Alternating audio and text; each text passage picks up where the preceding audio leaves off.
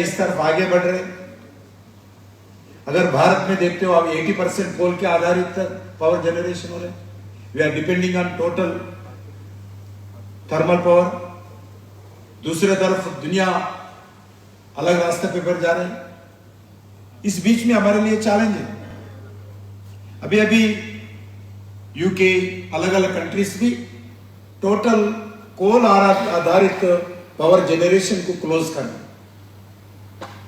इसी संदर्भ में आने वाले दिन में कोल आधारित पावर यूज करते हुए जो भी मैन्युफैक्चरिंग करते हैं इस प्रोडक्ट्स को अलग अलग देश बैन करने वाला इंपोर्ट के लिए हम एक्सपोर्ट भी नहीं कर सकते। इसलिए जितना जल्दी हो सकते हैं हम अलग अलग पावर जनरेशन पर सोचना होगा। इसके लिए last 10 years global climate action पर भारत आगे बढ़ रहे। मगर एक खुशी की बात है, अलग अलग जो डेवलप्ड कंट्रीज है, चाइना हो, रशिया भी हो, ये average 9 to 14 tonne carbon dioxide वो रिलीज करते हैं। मगर आज भी हम गर्व के साथ बता सकते हैं भारत सिर्फ 1.89 टन का कार्बन डाइऑक्साइड रिलीज करते हैं। इतना डिफरेंस है क्योंकि अपना संस्कृति, अपना जीवन के विधान, अपने कल्चर, अपना ट्रेडिशन, हम नेचर को पूजा करते हैं। जल, जमीन, जंगल को हम नमस्कार करते हैं, भगवान मानते हैं, पूजा करते हैं। इसलिए compare to other countries Bharat nature protection में हम आगे हैं। और इसी संदर्भ में हम मानते हैं इंटरनेशनल सोलर अलायंस के में भारत सबसे पहले है। अलग अलग इंटरनेशनल स्टेजेस पर भारत के प्रधानमंत्री नरेंद्र मोदी जी एनवायरमेंटल विषय पर अलग अलग देशों का रेस्पॉन्सिबिलिटी भी हम स्पष्ट किया है। मोदी जी के कारण 2014 से सोलर एनर्जी भारत में 14 से लेके आज तक अगर कंपेयर किए तो 32% सोलर एनर्जी का प्रोडक्शन इंक्रीज हुआ है। 2014 में केवल 2.8 गीगावाट्स का सोलर पावर जनरेशन होता था।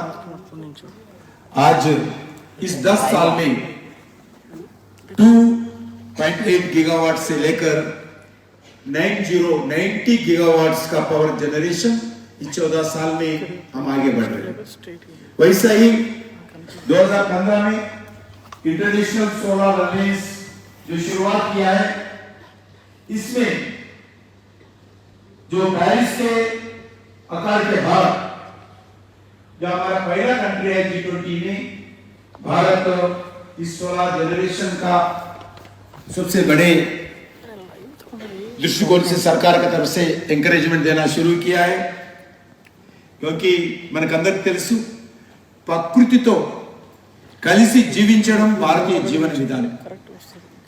అందుకే కేంద్ర ప్రభుత్వం పర్యావరణ పరిరక్షణలో ప్రతి ఒక్కరి భాగస్వామ్యం ఉండే విధంగా మిషన్ లైఫ్ అనేటువంటి కార్యక్రమం ఈ రోజు ప్రధానమంత్రి గారు పిలుపునివ్వడం జరిగింది।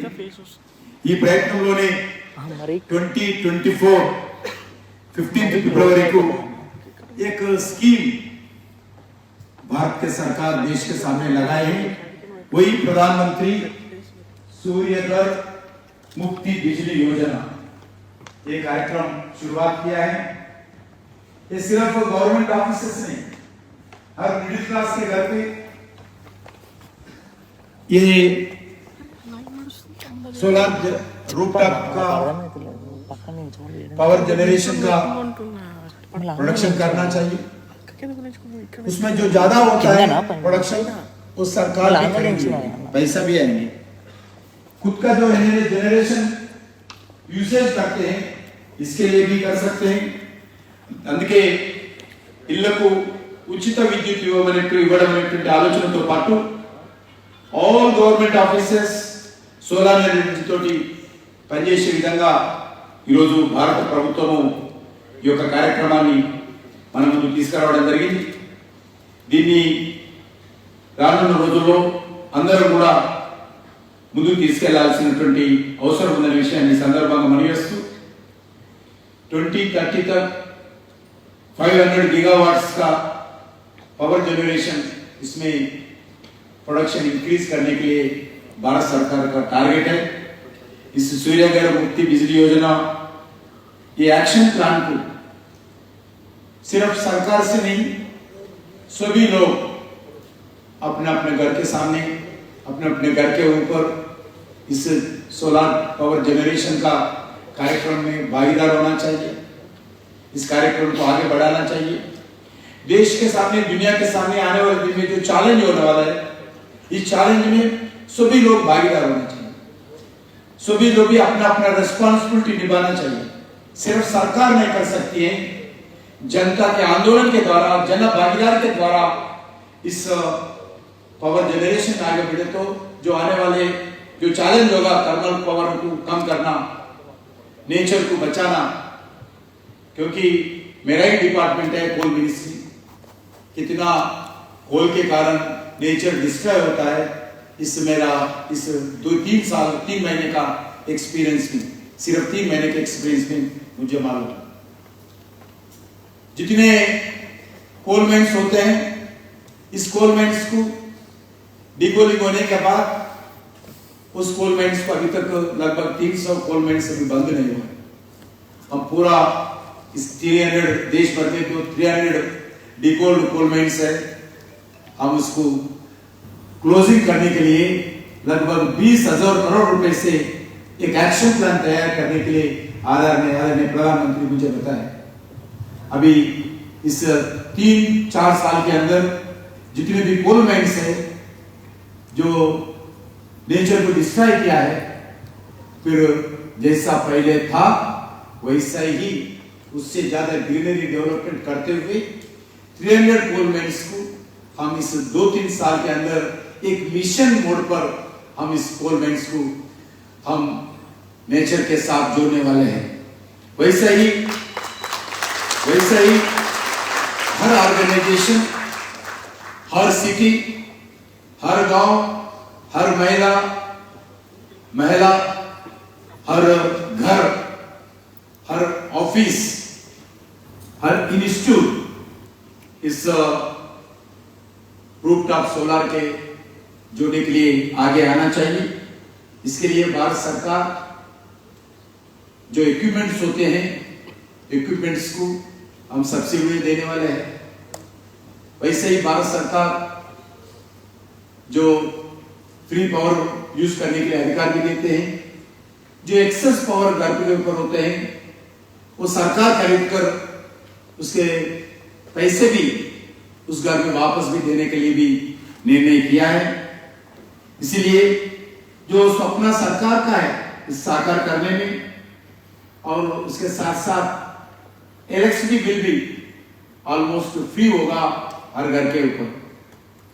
मैं जेएसआई का इस ट्रेनिंग इंस्टीट्यूट में अभी मेरे अधिकारी बता रहे थे लगभग 30 लाख रुपए आपको थोड़ा कम ही खर्च होगा इलेक्ट्रिसिटी चार्जेस इस इंस्टीट्यूट का इस रूफटॉप पावर के कारण। जितने भी एजुकेशन इंस्टीट्यूशंस है, गवर्नमेंट ऑफिसेस है, इस सोलर एनर्जी का उपयोग करना चाहिए और रिन्यूएबल पावर जनरेशन का जो अपना लक्ष्य है रिन्यूएबल पावर जनरेशन का जो आगे बढ़ने के लिए पूरा प्रयास करना चाहिए।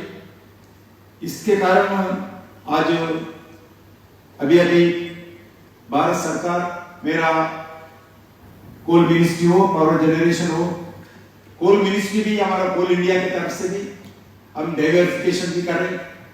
कोल जनरेशन के साथ साथ थर्मल पावर के जनरेशन के साथ साथ रिन्यूएबल एनर्जी की जनरेशन में भी हमारा कोल इंडिया लगभग 50,000 करोड़ रुपए हम इन्वेस्टमेंट करने के लिए निर्णय किया है।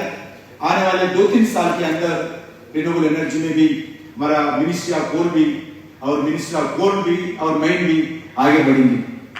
वैसे ही अभी आदरणीय प्रधानमंत्री जी इसी तेलंगाना में 100 मेगावाट्स का जो रिवर के ऊपर फ्लोटिंग सोलर प्लांट का हम इंस्टॉल किया है।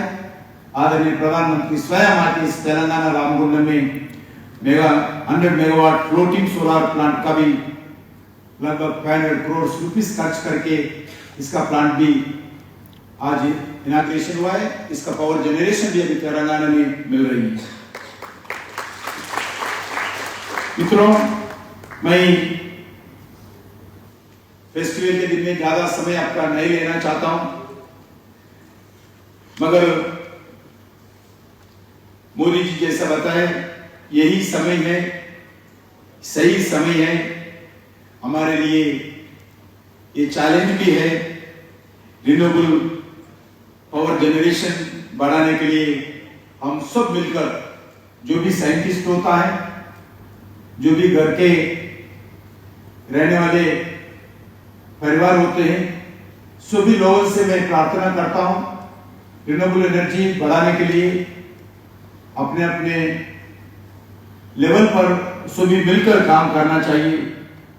और फिर एक बार मैं जीएसआई ट्रेनिंग इंस्टीट्यूट के अधिकारियों को और स्टूडेंट्स को भी मैं धन्यवाद देना चाहता हूं। और एनटीपीसी के विद्युत व्यापार निगम लिमिटेड इस प्रोजेक्ट में योगदान देने के लिए मैं एनटीपीसी के अधिकारियों को भी मैं धन्यवाद दूंगा।